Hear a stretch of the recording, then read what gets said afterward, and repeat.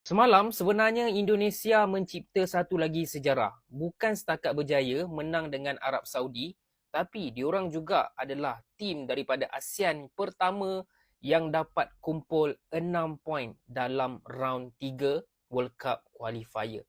Tak ada tim ASEAN lain yang berjaya pergi sejauh ini. الحكم مع جهاز لاسلكي شوف يعني معاك سماعه في اذنك ومايك ومعاك لاسلكي. Komentator sepak bola Arab ini sangat kecewa ketika timnas Arab Saudi dipermalukan di GBK. Suka ataupun tidak, Indonesia kini merupakan pasukan terbaik di Asia Tenggara. Berpuluh-puluh ribu peminat menggegarkan stadium utama Gelora Bung Karno, meraihkan kejayaan pasukan kebangsaan Indonesia. Betul, Mas. Menewaskan Arab Saudi yang berada di ranking ke-59 dunia. Indonesia adalah pasukan pertama yang berhasil untuk mengumpul 6 mata dalam pusingan ketiga kelayakan Piala Dunia. Sebelum ni, Vietnam dan Thailand masing-masing cuma dapat mengumpul 4 dan 2 mata saja. Walaupun aku puji pasukan Indonesia ni, aku tahu mesti akan ada fans mereka yang peli ataupun akan kutuk level pasukan Malaysia sekarang ni. Tapi aku okey je, sebab kita tahu tahap IQ yang memeli dan mencaci ni, diorang ni otak di tahap yang mana. So sekali lagi, tahniah kepada pasukan timnas Indonesia. India Malaysia mengapresiasi kemenangan 2-0 timnas Indonesia atas Arab Saudi di matchday ke-6 Grup C kualifikasi Piala Dunia 2026 zona Asia, memprediksi timnas Indonesia konsisten lolos ke babak ketiga kualifikasi Piala Dunia di edisi-edisi mendatang dan mungkin melaju ke putaran final Piala Dunia suatu hari nanti. Amin ya Allah. Walaupun kami sering meledek timnas Indonesia, tetapi kami yakin proyek Indonesia tidak akan terhenti seperti Vietnam dan Thailand yang tidak masuk ke round 3 secara berkelanjutan. Kok iso? TV One emang beda ya kan? TV One emang beda, saking bedanya sampai blunder. Beritanya juga udah dihapus. Kalah dijulitin, menang juga dijulitin. Mau lu apa sih? Hah? Kita tuh baru aja menang loh. Naik Betul, di Mas. peringkat ketiga. Baru aja menang kita ngelawan Arab Saudi. 2-0 kita menang lawan Arab Saudi. Lu tuh media besar. Media besar bukan media kecil. Media besar TV One. Harusnya lu buat berita yang bikin orang makin semangat dukung timnas. Positive vibes. Buat berita tuh please yang positive vibes. Tuh lu bayangin sampai-sampai harus diklarifikasi langsung oleh Coach Nova Arianto di kolom komentar. Sekarang gue bacain ya. Lu dengerin, pasang telinga lu baik-baik. Lu dengerin ya. Jangan membuat berita yang membuat persepsi orang berbeda. Karena meeting itu juga atas dasar permintaan dari Coach Sintayong. Lagian gak ada yang salah dengan itu. Dia menunjukkan kalau misalkan dia itu kapten tim, pemimpin daripada tim. Itu positive vibes. Lu liatin lagi tuh kisahnya Jose Mourinho di FC Porto bersama dengan kaptennya. Lu liatin lagi. Gak ada yang salah sama itu. Lagiannya gue perhatiin ya, si TV One ini demen banget undang Towel. Kayak gak ada pengamat lain anjir. Anjir Towel terus lu undang. Sabar, Mas. Aduh pagi-pagi lu bikin gaduh terus lah. Cangkem mantanan. Halo, apa kabarnya sahabatku semua? Assalamualaikum warahmatullahi wabarakatuh. Apa kabarnya sahabatku semua? Loh kok kembali lagi apa kabarnya sahabatku semua? Berbicara tentang timnas Indonesia, memang saat ini menjadi perbincangan hangat di media-media luar negeri. Dari media negara tetangga pun, timnas Indonesia juga mendapat pujian yang begitu sangat luar biasa. Bukan hanya dari medianya saja, tetapi negara tetangga kita, yaitu Malaysia, di kalangan konten kreatornya, itu juga sangat memuji kemajuan timnas Indonesia yang sekarang yang begitu sangat luar biasa. Dan pencapaian timnas Indonesia ini di antara yang paling terbaik di kalangan timnas ASEAN lainnya. Dalam kualifikasi Piala Dunia ronde ketiga, meskipun dulu Thailand dan juga Vietnam sempat lolos di ronde ketiga, tetapi poin mereka tidak seperti poin yang didapatkan oleh timnas Indonesia yang saat ini menempati posisi 3 besar. Peluang lolos untuk ke Piala Dunia secara otomatis jelas-jelas masih terbuka lebar. Dengan catatan timnas Indonesia harus meraih banyak kemenangan. Minimal lawan Australia imbang. Kemudian nanti lawan Bahrain, lawan Cina harus menang. Syukur-syukur kalau lawan Jepang bisa menahan imbang. Alhamdulillah. Namun sayangnya pencapaian yang begitu sangat luar biasa dari timnas Indonesia yang dilatih oleh Coach Sintayong, bukan hanya Bung Toel saja yang mengeritik permainan timnas Indonesia, tetapi kenapa sih ketika timnas Indonesia berjaya banyak yang mengusik, di antaranya yang dilakukan oleh TV One, media besar, kok sempat-sempatnya blunder menuliskan judul yang tidak patut. Bahkan kita harusnya itu kita malu dengan media-media luar negeri yang memuji kehebatan timnas Indonesia. Kenapa media sendiri sampai blunder? Itu yang sangat disayangkan. Dan juga kenapa Coach Sintayong yang sampai saat ini sejauh membawa timnas Indonesia penuh luar biasa prestasinya masih belum diakui. Katanya belum pernah mendapatkan piala. Kalau piala AFF, kalau dapat piala AFF itu piala yang ya boleh dikatakan piala antar RT, ya kan? Masa iya harus dibandingkan harus dapat piala meskipun piala AFF? Ya nggak seperti itu konsepnya, sahabat-sahabatku semua. Kita lihat bagaimana Coach Sintayong membawa timnas Indonesia yang pertama kalinya lolos ronde ketiga. Bayangkan, luar biasa kan? Nah, di video kali ini saya juga ingin mereaksi tentang kritikan-kritikan yang diberikan oleh para netizen. Kita simak videonya. Sebetulnya yang dilakukan Sintayong ini cocoknya itu di level klub, bukan di level timnas. Misalnya kita ke Liverpool ya, Jurgen Klopp, dia bisa memainkan peranan Muhammad Salah dengan lebih baik lagi. Dan caranya, saya lihat simpel saja. Kalau pelatih-pelatih lain, pemain yang kuat kaki kirinya ditempatkan di sayap kiri. Iya. Pemain yang kuat kaki kanan ditempatkan sayap kanan. Sama Klopp diubah. Sadio Mane yang kuat di kanan itu ditempatkan di kiri. Di sayap kiri. Si Muhammad Salah kuat kaki kiri ditempatkan di sayap kanan. Ternyata virus FOMO nggak cuma melanda fans tim nasional, tapi juga melanda komentator. Formasi yang menerapkan orang yang punya kekuatan di kaki kanan ditaruh di kiri dan pemain yang memiliki kekuatan kaki kiri kemudian ditaruh di kanan itu bukan dipelopori oleh Jurgen Klopp, tapi itu sudah diterapkan waktu itu di zaman Mourinho. Waktu Mourinho pegang Chelsea itu Arjen Robben ditaruh di sebelah kanan. Kemudian Van Rijkaard di zamannya Ronaldinho, Eto'o dan Messi itu menerapkan pola yang sama. Ronaldinho kekuatannya di kaki kanan, dia taruh di sebelah kiri.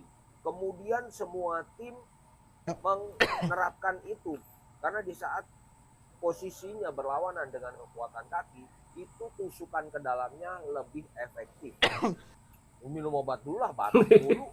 Sintayong dirikan Akademi Sepak Bola di Indonesia. Bukan hanya sekedar menjadi seorang pelatih tim nasional Indonesia saja, namun tampaknya Sintayong benar-benar ingin memperbaiki persepak bolaan Indonesia. Terbaru, Sintayong telah resmi membangun dan mendirikan sebuah akademi sepak bola di Indonesia yang diberi nama Sintayong FC. Tujuan Sintayong mendirikan akademi tersebut adalah untuk menciptakan serta mengembangkan generasi muda sepak bola Indonesia. Sintayong berharap dengan adanya akademi tersebut dapat menciptakan bibit-bibit unggul untuk timnas Indonesia di masa depan. Bagaimana menurut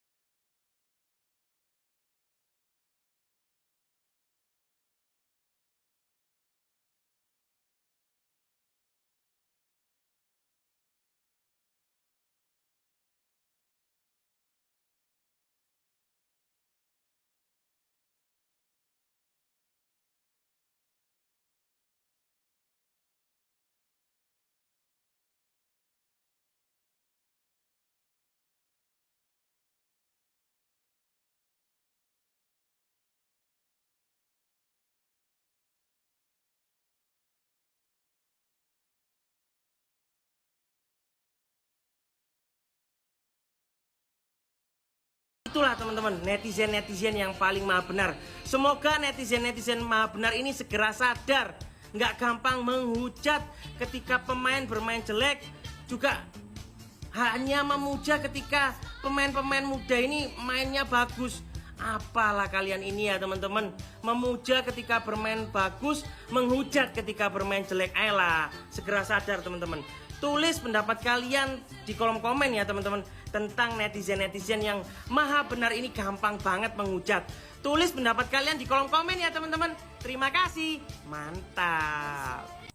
Teruntuk sahabat-sahabatku semua, ketika timnas di era zaman sekarang yang dilatih oleh Coach Sintayong, kita tidak perlu ragu lagi soal permainannya juga sudah berbeda jauh, sudah levelnya level Asia. Kita bisa lihat sendiri ketika timnas Indonesia bertanding melawan timnas yang kuat, timnas yang rankingnya lebih tinggi dari timnas Indonesia, tetapi permainan timnas Indonesia tetap tenang dan tidak amburadul seperti timnas pada zaman dahulu.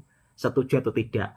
Dan kita sebagai netizen cukup mendukung saja, cukup memberikan support, doa dan dukungan. Tidak usah ikut-ikutan seperti Bung Towel dan juga komentator-komentator yang kadang-kadang mungkin anti Sintayong juga ya. Padahal Coach Sintayong ini begitu sangat-sangat ingin membawa timnas Indonesia ke level dunia. Bahkan beliau sekarang juga sudah membuka akademi sepak bola di Indonesia demi untuk kemajuan sepak bola Indonesia. Dan kita patut apresiasi. Oke, kita langsung lanjut reaction video berikutnya. Kok sampai sih? Kira-kira peluang Indonesia untuk masuk ke Piala Dunia harus dengan sampai seberapa? Dan timnas Indonesia sekarang itu juga menjadi perbincangan hangat para komentator sepak bola dari luar negeri. Kita reaction videonya bersama-sama. Berarti Bahrain dikunci. Makanya gue bilang kalau kita 3 kali menang di kandang, kita lolos. Nah, ini. Ada gimana? Ada laporan dari Ilham di sana atau belum? Oke. Coach. Kemenangan pertama memutus kutukan 15 pertandingan tanpa kemenangan dari Saudi Arabia. Ya. Tidak ada gol di babak kedua, kita berhasil mempertahankan. Pun ada serangan-serangan lewat, tendangan jarak jauh atau crossing-crossing dari Saudi, tidak ada yang berbahaya. Semua bisa diantisipasi. Tapi ada catatan di mana level of discipline masih menjadi isu. Ya, terutama pemain ya si Justin ya. Justin dan banyak banget kartu kuning. Orang Mangun harus absen. Beberapa pemain itu juga masalah emosi yang harusnya mereka bisa tahan. Betul. Ini kan pernah kejadian juga di Piala Asia kemarin ketika Ahmad juga kena kartu merah. Ini menjadi catatan-catatan kita. Nah, tanggapan lu sendiri tentang ini kemenangan pertama yang sangat-sangat ditunggu. Kemarin di Deddy Corbuzier ya, gue bilang ada Valen, gue bilang ini kan jago. Enggak, gue bilang biasa aja. Level Saudi, Australia, Indonesia, Bahrain itu selevel semua.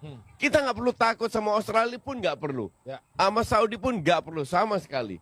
Cuman sekali lagi sistemnya harus dirubah dan hari ini sistemnya dirubah. Line up-nya mungkin line up-nya mungkin sama 3-4-3 tapi nggak pakai kiri kanan tengah, 2 depan, Marcelino di belakang free roll. Ini udah berkali-kali gue bilang. Dan akhirnya berhasil. Karena Tomei mungkin agak turun ke bawah, Marcelino yang di depan dan dia bisa memanfaatkan ruang kan, dan kita layak menang. Peluang kita jauh lebih banyak yang bahaya. Mereka mungkin lebih baik pegang bola, tapi ya crossing doang. Iya kan? Sekali kena tiang, oke. Kita berapa kali tadi peluang yang cukup berbahaya, Klemer lah. Masih ada peluang lolos ke Piala Dunia. Dari Ilham. The brightest future. Yeah. And a team that your viewers are gonna love this is Indonesia. Indonesia, baby, let's go. I was gonna say the same thing. Indonesia, smash the like button.